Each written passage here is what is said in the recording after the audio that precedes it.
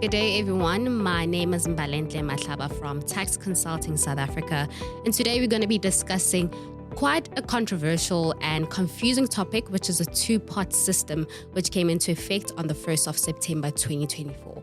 And as my guest, I do have John-Paul Fraser, who's an attorney at Tax Consulting, and he will be advising more on the process of two-pot system.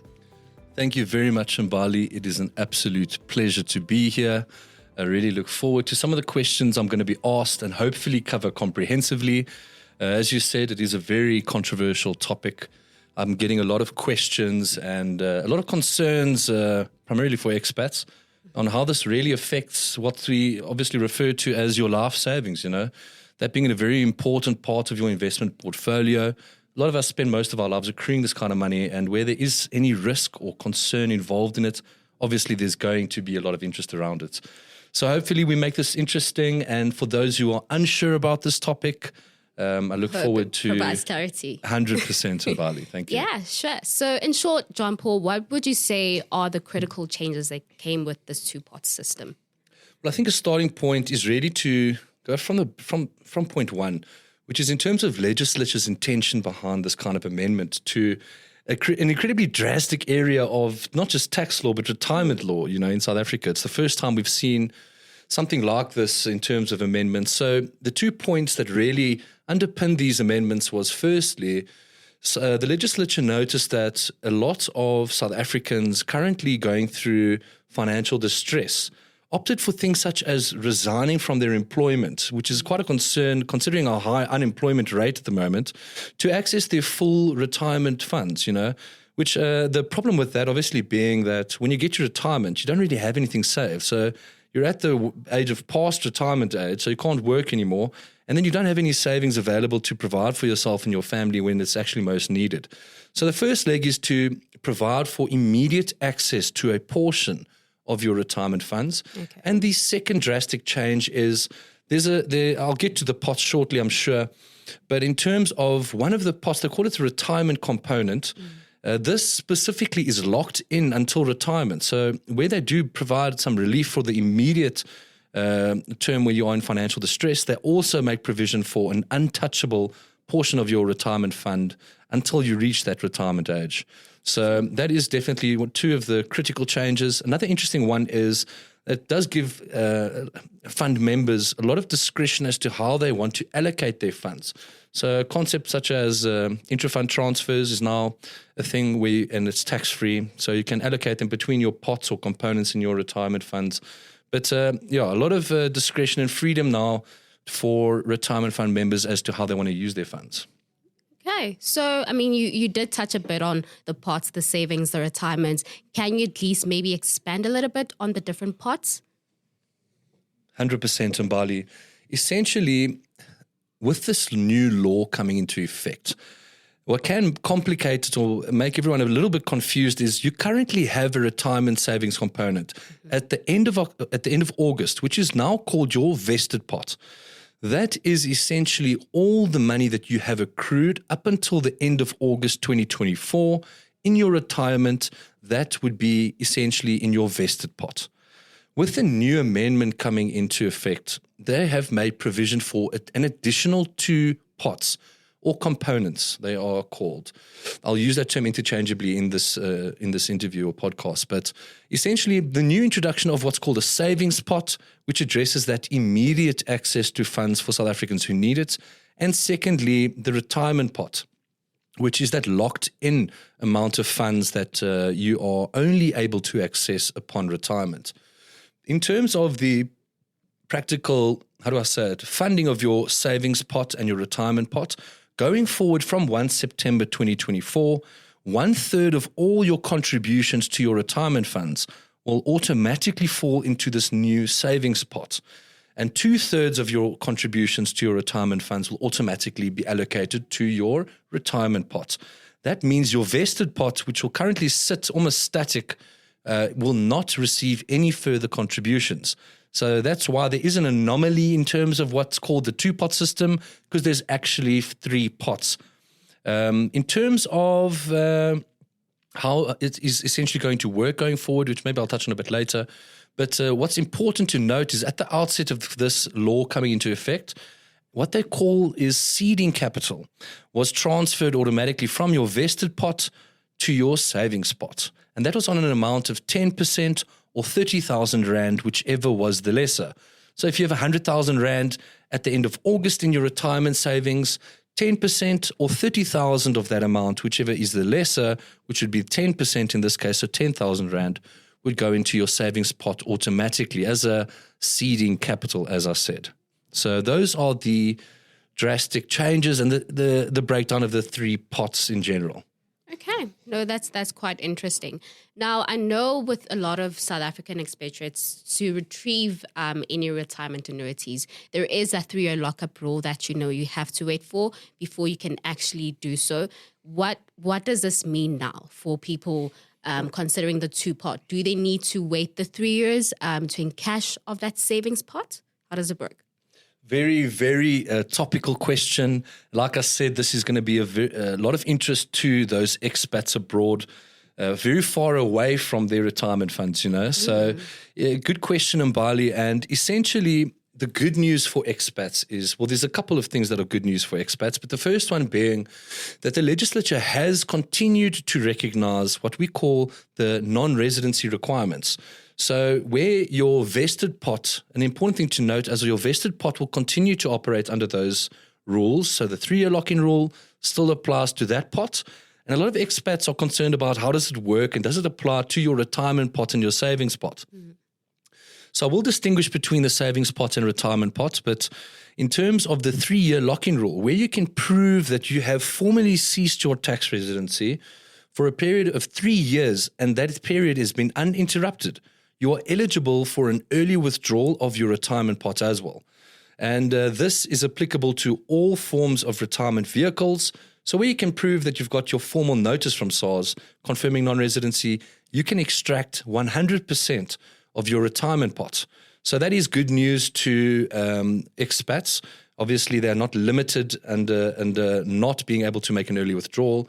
But a very interesting aspect of the savings pot, which is another piece of good news, is you don't need to wait for 3 years in terms of encashing that aspect of your retirement pot, retirement savings, sorry. So the savings pot, as I said earlier, relates to that immediate access to those who are in financial distress. So it is available for even local South Africans as well as expats for withdrawal once per tax year. An interesting proviso to that is that it is once per policy per tax year. So those fortunate enough to firstly have a policy, you can make that withdrawal at any time in a tax year. You are limited to one withdrawal, but again per policy. So those even more fortunate who have more than one policy can make more than one withdrawal per or under each policy. That is also in terms of tax rates, a very different concept in terms of retirement pot versus savings pot, but we will touch on that shortly. So in terms of withdrawing your funds, yes, the 3-year lock-in rule applies to your retirement pot and vested pot still, but your savings pot, once per tax year, you are eligible to make that withdrawal. So for those expats who either haven't formalized their residency at this stage or are too short, maybe by a year or two, to fully encash their retirement saving or retirement pot and vested pot, can access their savings pot immediately, which is, like I said, very good news, I'm sure. Okay, no, that's awesome. I think that also brings me to the question of, do I need an unres letter to get my savings? Very good question, especially for those expats who departed substantially a long time ago, because the non-resident letter didn't exist, let's say, in 2005 as an example. So those who have formally emigrated and have their non-res letter, you're on the right path. Those who have not, and those who have even formally immigrated but not received their non-resident confirmation letter from SARS will be required to undergo a formal process to obtain that. Why I say this is it's not just from SARS's perspective, but the actual fund administrators themselves will not release an early withdrawal until they receive that formal document. So we see actually a lot of clients coming into us seeking help to get an early withdrawal of their policy, but end up having to follow a formal process to first finalize their non-residency and get that what we call golden ticket, that non-resident confirmation letter, before they can actually get access to their retirement funds. So if you haven't done it by now, I suggest you do get going on that. And I know, Mbali, you do address that on the daily basis. So you'll definitely be the best person to speak on that. But that's the answer. I hope I answered it. No, I like that. It does seem like it's quite a hurdle for a lot of expatriates who are eager to actually encash. They have to first formally see their tax residency, like John-Paul said, get that non-res letter, make sure that you are compliant. Okay, so this now leads me to my next question. What are the tax implications? Obviously I can encash of it, but from a taxing perspective, what are the taxing implications? Obviously, one of the most important questions to ask. Everyone is aware that an early withdrawal does trigger a large, substantial amount of tax. So in terms of, and again, like I said, I'm going to have to distinguish between the vested pot, the retirement pot, and the savings pot, or components, whichever one you prefer. So in terms of your retirement pot and vested pot, when you encash those amounts, they are considered lump sum withdrawals. They are therefore taxed on a separate tax scale, which is called lump sum withdrawal benefit tax rates. That operates on a sliding scale depending on how much you are going to be withdrawing. And so that goes all the way up to a 36% tax rate. It is a substantial amount of tax, but I'm sure we will cover some relief where available in terms of tax. But that would be taxed on a lump sum withdrawal rate, like I said, and that relates to the vested and retirement pot. In terms of the savings pot, which is, again, another piece of good news to expats, is where you are making a withdrawal of your savings pot. This is not considered a lump sum withdrawal and is taxed on your normal marginal tax rate. Again, it is a sliding scale of how much you are withdrawing, but important to note that this tax rate is in relation to things such as salaried remuneration, wages, employment income, and those types of income. So where we have someone abroad, South African abroad, who's formalized their non-residency or not, withdrawing from their savings pot and not earning any employment income or that type of income in South Africa, they will be essentially taxed on an incredibly low tax rate, if taxed at all.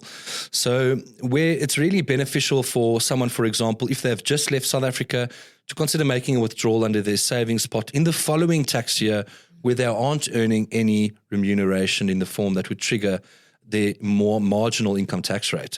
So that's just some benefit to expats. So important to just to also confirm that your savings pot is taxed differently to your lump sum withdrawals under your retirement and vested pots. Okay. And then taking into considerations, expatriates that are located in countries where there actually is a double tax agreement, how would those tax implications be practically applied? Great question, and this directly speaks to the relief that some, hopefully, non-residents abroad, those who have formalized their non-residency in South Africa at least, may consider after the substantial amount of tax has been withheld on their retirement and vested pots, as well as the tax withheld on your savings pot. So before I get there, essentially, how the tax will work practically is when you make a withdrawal, you will have to obviously satisfy that you are tax compliant. SARS will issue a tax directive to the fund administrator, and the fund administrator will withhold that tax. So the tax is essentially withheld at source. From there, where someone is in a contracting state with South Africa that has a DTA in place, there is often relief available under what we call Article 17, Article 18. It's normally around there, depending on the DTA. And just for listeners, a DTA is a double taxation agreement. This is an internationally binding agreement that offers relief where you are going to be taxed in more than one country or jurisdiction. So under this article, that relates to income from a pension or annuity. A lot of the DTAs, such as Australia, New Zealand, etc., will allocate taxing rights. So in those favorable contracting states, it will say where someone is receiving an income from an annuity or a pension or some similar nature of income, makes a withdrawal from South Africa, and the tax is withheld in South Africa, it would allocate the taxing right actually to New Zealand or Australia. The practical effect of that is that expat then withdrawing those funds can claim a refund on the tax withheld on the South African side. So that is one piece of relief in terms of tax that is available to the expats making those withdrawals. Okay. So another thing that, John-Paul, I do come across with a lot of clients that I, interact with. So they've been abroad for significant time. They have funds in South Africa, but they don't have a bank account. How do they then receive the funds? Are these funds able to be transferred directly to an offshore bank account, or do they need to actually have a South African bank account? Well, I think a very good question as well, and this deals directly with the practical effects of actually getting your money out, Ideally, what you would do is, where you are a non-tax resident in South Africa, you would have to consider opening up a non-resident bank account. This also plays directly into what your nominated bank account is when you make your withdrawal on your withdrawal form with the relevant fund administrator. But yes, ideally, if you're going to withdraw it from South Africa, you need to have a non-resident bank account in South Africa. Okay. And is the process of actually taking the funds out just seamless, or do I need to enter previously, a foreign investment allowance PIN? I do hear chats about the AIT. Do I need to get that AIT? So again, a nice practical question. And the answer is not as simple, if I could say that. But essentially, where you have your confirmation of non-tax residency, you've opened up your non-resident bank account, and you're looking to transfer those funds abroad, bearing in mind that as a non-tax resident, you don't have the benefit of your single discretionary allowance, and that is a threshold of 1 million rand. So as a non-tax resident from essentially Rand 1, you would need to comply with the ART process. This standing for the approval of international funds transfer. Interestingly, you raised the foreign investment allowance. SARS recently actually amalgamated their allowances for fund transfers abroad into this single ART process. Very similar processes, but you do have to confirm that you are tax compliant firstly. You would have to indicate the source of funds, so supported by the relevant documentation, obviously, confirm the purpose of the transfer abroad, as well as the destination of where the funds are going to. That's the long and the short of applying for your ART. Once you have your ART specifically for that transaction, you would then be entitled to make that transfer out of South Africa. Interesting just to note that your ART approval is valid for a 12-month period. Okay. And then I think this last question from my side, what's the maximum that I can actually encash from my savings pot? A very interesting question that I get a lot, and a lot of controversy around the answer. So in terms of a savings pot withdrawal, there's a minimum limit of 2,000 Rand before any administrative charges and transfer fees, etc., which is administrator dependent. But there is no set maximum withdrawal limit.